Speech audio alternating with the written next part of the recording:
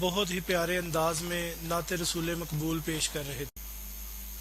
اب ہم دعوت دیں گے گجرانوالہ کے مشہور معروف خطیب اہل سنت حضرت علامہ قاری معظم علی سیالوی صاحب کو کہ وہ اپنے خیالات کا اظہار کریں۔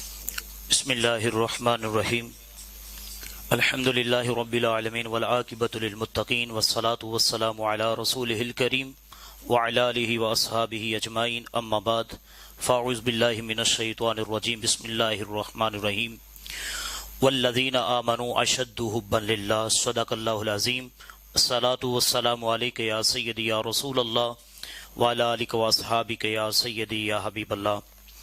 آج کا عظیم الشان پروگرام خوشبوئے رمضان، اور اس میں خطیب پاکستان علامہ عبدالباسط مجددی صاحب، آپ کا شکر گزار ہوں کہ آپ نے دعوت دی، اور شیخ عرفان الحق صاحب میزبان ہیں اس پروگرام کے۔ اللہ تعالیٰ ان کو دن دگنی رات چگنی ترقی عطا فرمائے۔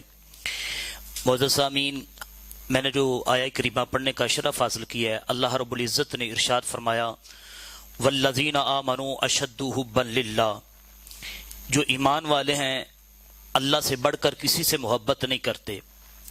تو یہ محبت کیا چیز ہے، کیا ہے؟ بندہ اللہ کی رضا پر قائم رہے، یہ محبت کی نشانی ہے۔ رات کو گرم بستر کو چھوڑ کر مصلی تہجد پہ آ جائے، یہ اس کی محبت کی نشانی ہے۔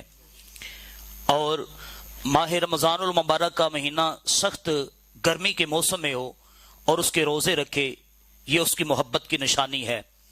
اگر مصیبت آ جائے تو صبر کرے، یہ اس کی محبت کی نشانی ہے۔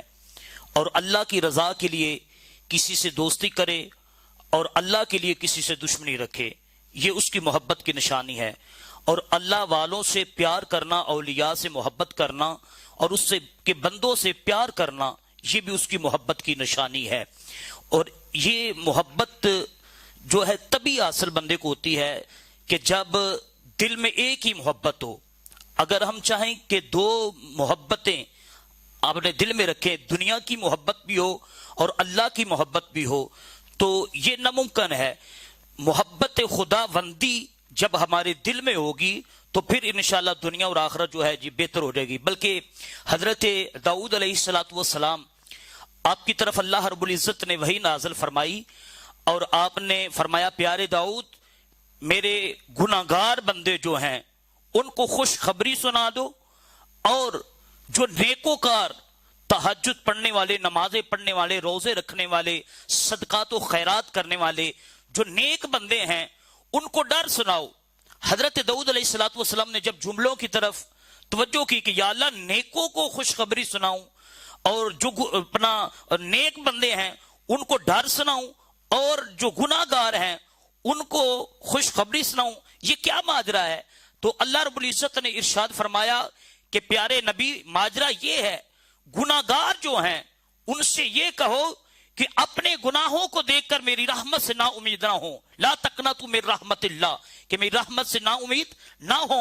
فرمایا تمہارے جتنے بھی بڑے گناہ ہیں میری رحمت پہ یقین رکھو، میں اپنے فضل اور اپنے کرم سے معاف فرما دوں گا۔ تو یا اللہ جو نیک بندے ہیں ان کو میں مالک یا رب العالمین کیسے اپنا ڈر سناؤں، کیا ان سے کہوں؟ وہ تو پہلے ہی نمازیں پڑھ رہے ہیں، حج کر رہے ہیں، زکوٰۃ دے رہے ہیں۔ تو اللہ رب العزت نے ارشاد فرمایا ان سے کہو کہ یہ نمازیں، یہ روزے، یہ زکوٰۃ و خیرات و صدقات جو کچھ بھی ہے، یہ اپنے اچھے عمل کر کے، ان عملوں پہ کہیں اپنے عمل اچھے کر کے مان نہ کرنا۔ فرمایا اگر میں حساب لینے پہ آ گیا تو ایک سانس کا حساب جو ہے تم نہیں دے سکو گے، اگر حساب لینے کے لیے آ گیا تو ایک آنکھ کا حساب نہیں دے سکو گے۔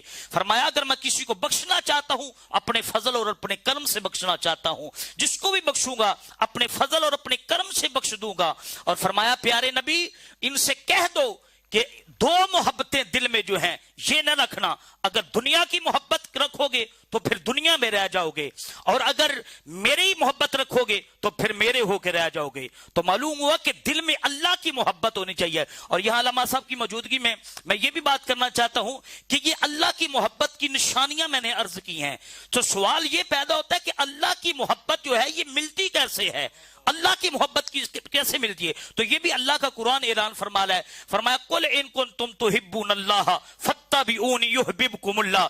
فرمایا پیارے حبیب اپنی مبارک اور گولڑی پیاری زبان سے کہہ دیجئے کہ اگر یہ اللہ سے محبت کرنا چاہتے ہیں تو مالک کیا کریں؟ فرمایا فتبعون، محبوب تجھے وسیلہ بنا لے اور پھر یحببکم اللہ، میں اللہ ان سے محبت کروں گا۔